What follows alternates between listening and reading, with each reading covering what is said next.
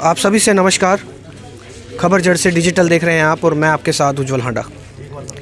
एक दुखद मामला, और मामला ये है कि 24 से 25 वर्षीय केशव, जिसकी शादी को 2-2.5 साल हो चुके थे, कल उसने अपनी जीवन लीला समाप्त कर दी, सुसाइड कर लिया।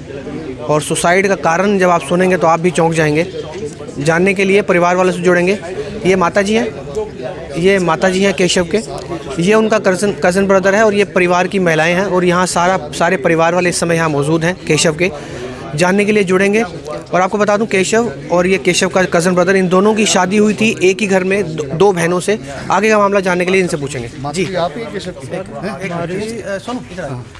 हमारे नाम क्या भैया आपका? मेरा नाम मोहित वर्मा है जी। मोहित जी, क्या हुआ था पूरा विस्तार से बताइए। जी, जो केशव वर्मा ये मेरे मौसी के लड़के हैं। हमारी सर दोनों की शादी हुई थी ये 2021 में, मई 30 मई को। हम भारत कॉलोनी में ही रहते हैं। हाँ, 21 मई।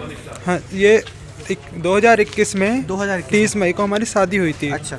तो सर जो उसकी वाइफ है वो दिमाग से बहुत मेंटल है। क्या नाम क्या था वाइफ का? ये अंशिका। हाँ जी। और आपकी वाइफ का? जी, अनामिका। अनामिका। हाँ जी। तो हमारे सिस्टर हैं? हाँ जी। हाँ। तो सर हमारी शादी हुई, जो हमारे जो भाई थे, इनकी जो वाइफ थी वो दिमाग से बहुत ज़्यादा वो थी। उन्होंने 10-15 दिन बाद उन्होंने अपने जो मेरा भाई था उनको चाय में कांच मिला के दे दिया था, जिससे जो इसने, हाँ जी, केशव भाई को हमारे को कांच मिला के दे दिया, जो हमारी मौसी ने देखा था उसमें। तो उनको वो घर से, मतलब घर पे आके 4-5 बार घर भग जाती थी वो अपने। अच्छा। बिना बताए घर से निकल गए बैग उठा के। तो सर इन्होंने 2 साल से वो अपने घर ही पड़ी है, घर पे ही थी वो। तो वहाँ से हमारे घर आई थी इसी संडे को, वो आई मेरी घरवाली। तो वो भी, उसको भी 9-10 महीने हो गए अपने घर पे। आपकी वाइफ को भी? हाँ जी। अच्छा। 9-10 महीने वो भी घर पे ही है। तो आपकी वाइफ भी मेंटल डिस्टर्ब है? हाँ जी। उसने सर, अब मेरा 2.5 महीने का लड़का था, उसके बच्चे के यहाँ की सर हंसली तोड़ दी थी। अच्छा। हाँ जी। वो दोनों सगी बहन थी आपकी? हाँ जी, दोनों सगी थी। बिना वजह से बच्चों को मारा? वो दिमाग से थोड़ी बहुत। सर रात में वो सोती थी जैसे, तो रात में बहुत उसमें सोई पड़ी थी। सारे घर के गेट बजाते सर, गेट नहीं खोलती थी वो, अंदर से बंद करके सो जाती थी, गेट नहीं खोलती थी। बच्चा बहुत ज़्यादा बीमार पड़ा था, हॉस्पिटल में था। बच्चे को हॉस्पिटल में भी नहीं देखने आया, उसके घर का कोई सा भी नहीं गया। मम्मी इसकी जो मेरी वाइफ थी वो गई थी 1 दिन के लिए, वो भी वहाँ पर जाके सो गई। अच्छा। वहाँ पे जाके सो गई। मेरी मम्मी थी वो 3-3, 4-4 दिन तक वहीं पे जगी रही। अच्छा। और जब लड़का ख़त्म हो गया उसके अगले दिन तो सर वो टीवी देख के गाने गा रही थी। तो आप बता रहे हैं कि आपकी वाइफ और जो आपकी भाभी थे, केशव की जो वाइफ थे, वो मेंटली डिस्टर्ब थे। हाँ जी। तो ये चीज़ आप बोल रहे हैं, या फिर कोई डॉक्टरी कागज भी बना हुआ उनका कोई? नहीं सर, हमने देखा है जी उनको सामने से। नहीं, वैसे कोई अगर ऐसे जब कोई इस नहीं सर, हालात में पीछे से नहीं बताया है, तो उनका कागज बनते हैं मेडिकली। शादी से पहले सर कोई इन्फॉर्मेशन नहीं दी थी जी हमको।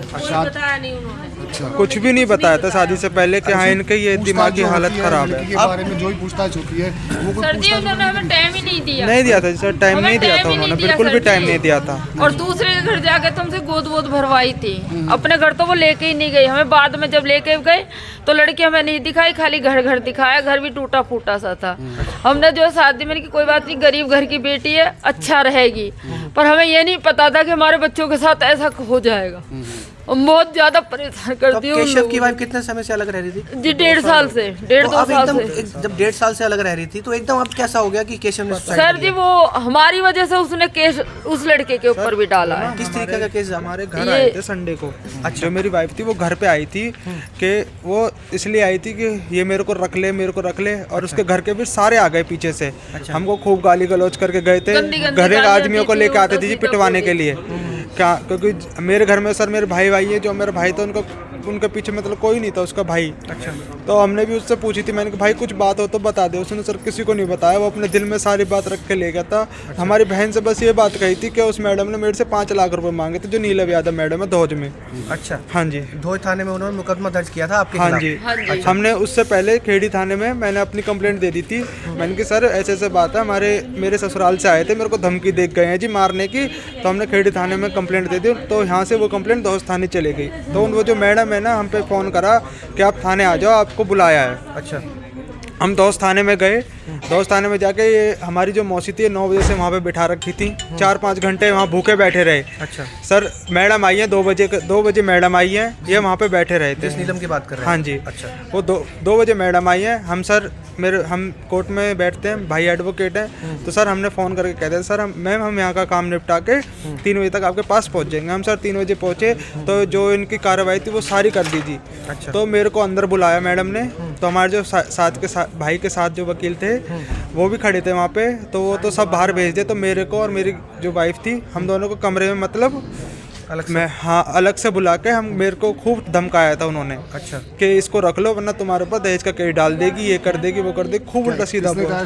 मैडम नहीं। अच्छा। हाँ जी, नीलम यादव मैडम थी, उन्होंने कहा था ये सारा तो कुछ। जो आपके भाई हैं, जो वकील आप बता रहे हैं, उन्होंने आपको ये नहीं बताया कि अब जो है आदेश है गृह मंत्री के, डीजीपी हरियाणा को आदेश है कि जो भी दहेज का मुकदमा होगा बिना प्रूफ के, जब तक कोई प्रूफ नहीं मिलेगा दहेज का मुकदमा दर्ज नहीं होगा।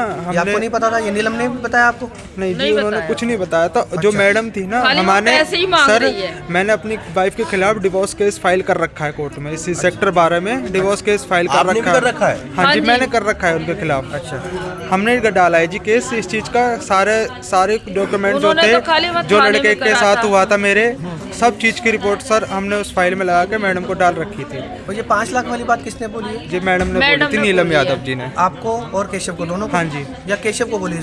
केशव को बोली थी। मेरे से तो बस खाली मेरे को धमकाया था, इसको ले जाओ वरना तुमको, तेरे घर वालों को, सबको थाने में बंद कर देंगे। लास्ट टाइम लड़की कब आई थी वो अपने पियर से? लास्ट टाइम जो मेरी वाइफ थी, ये 31 दिसंबर को। हाँ जी, 5 दिन बाद ही केशव ने सुसाइड कर लिया। हाँ जी। हाँ जी। तो ये 5 लाख वाली बात केशव ने आपको बताई? नहीं, मेरे को बहन को बताई थी जी हमारी। अच्छा, आपकी बहन को बताई थी? हाँ जी, मेरी मौसी की लड़कियाँ हैं, जो उनकी सगी बहन है, उनको बताई थी ये बात। अच्छा, तो इसी चीज़ में, इसी से प्रेशराइज होकर, टॉर्चर होकर? हाँ जी सर, वो सारे जी बस स्टैंड पे बस जो कंडक्टरी करता था सर।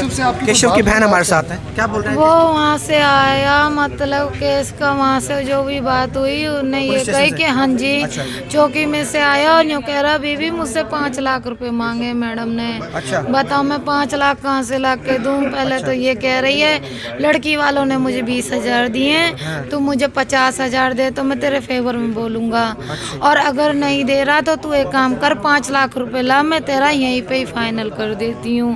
वो बोला मुझ पे नहीं है इतना, मन्यो का तेरी बहनन ने अलग करवा दूंगी, तेरी माँ को जेल करवा दूंगी।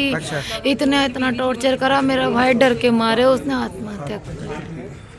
ये नीलम का कहना है सारा? हाँ जी, ये सब केशव ने बताया? हाँ जी, मुझे मेरे भाई ने बताया है कि मुझसे ये कहा कि मैडम कह रही है 5 लाख रुपए दे दे, मैं तेरा यही फैसला करवा दूंगी सर। जिस दिन सर भाई खत्म हुआ था उस दिन वो वहाँ से आए थे ससुराल से, उन्होंने सर ये और धमकी दी थी कि अभी एक खत्म हुआ है, अभी दूसरा बाकी है मेरे को। हाँ जी, मेरे को मारने के लिए ससुराल वाले ने बोला? हाँ जी, उसकी माँ थी मेरे जो, सामने खुद बोला है, उन्होंने ये बात बोली। इसको भी टॉर्चर मेरे को भी करा, खूब धमकाया था जी उन्होंने। आपकी मम्मी है? इन्होंने इनको भी टॉर्चर करा लड़के को, और कह गए थे उस दिन कि अभी तो एक मरा है। मैंने कहा अब तुम्हारे दिल में शांति होगी, लड़का खत्म हो गया हमारी बहन का। तो कहते हैं अभी तो एक मरा, दूसरे को भी मारेंगे हम। वो धमकी दे के गई? हाँ जी सर, धमकी दे के गए जब कल की बात है ना? हाँ जी, कल की बात है। तो अब आप क्या चाहते हैं? हम ये चाहते हैं मेरे भाई को इंसाफ मिले जी, बस मेरे भाई को इंसाफ मिले जी, बिल्कुल आपको और आपके भाई को? हाँ जी। हाँ जी, तो अगर ये वीडियो आपके हमारे पुलिस के आला अधिकारी देख रहे हैं तो आप चाहते हैं कि आपको इंसाफ मिलना चाहिए? हाँ जी, मतलब ये पहली किस पर कार्रवाई चाहते हैं जी? जो मैडम थी वहाँ की, दोस्त थाने की एसआई मैडम थी, उनके ऊपर, और जो ससुराल के थे, जो एक तो उसका भाई है, 2 बहन है और उसके फादर है। नाम बताइए। सोनेलाल वर्मा, नीतू उनकी मदर का नाम है, और जो वाइफ है एक तो अंशिका है जो केशव की वाइफ थी, और मेरी वाइफ है अनामिका। इन चारों के खिलाफ सर हमको कार्रवाई चाहिए। और जो वहाँ के जो आस पड़ोस के थे ना सर, वो भी धमकी दे के जाते थे जी हमको। हाँ जी, जो आस पड़ोस के सर, उनका नाम मेरे को पता नहीं है कौन थे, बाई फेस पहचान लो उनको।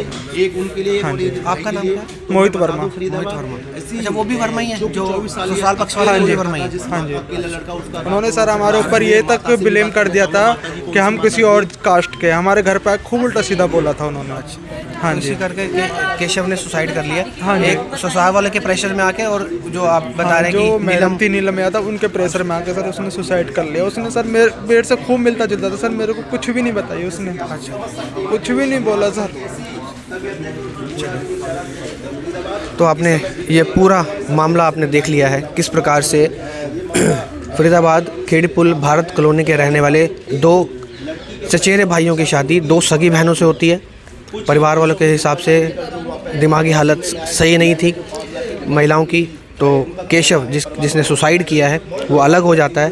1.5 साल हो चुके हैं अलग हुए, और अब ससुराल वालों ने केशव के खिलाफ ही केस डाल दिया दहेज का, ऐसा परिवार वालों का कहना है। और ऊपर से परिवार वालों का ये भी कहना है कि जो दोष थाने में नीलम यादव जो इस केस की इंचार्ज थी, उन्होंने केशव को इतना प्रेशराइज़ किया, ससुराल वालों ने इतना प्रेशराइज़ किया कि आखिरकार उसने सुसाइड कर लिया। तो ये दुखद मामला फरीदाबाद के भारत कॉलोनी से आ रहा है, जहाँ दो चचेरे भाइयों ने दो सगी बहनों ने शादी करी, और अब केशव ने जो है ससुराल वालों के प्रेशर में आके और पुलिस वाले के प्रेशर में आके जो है सुसाइड कर लिया।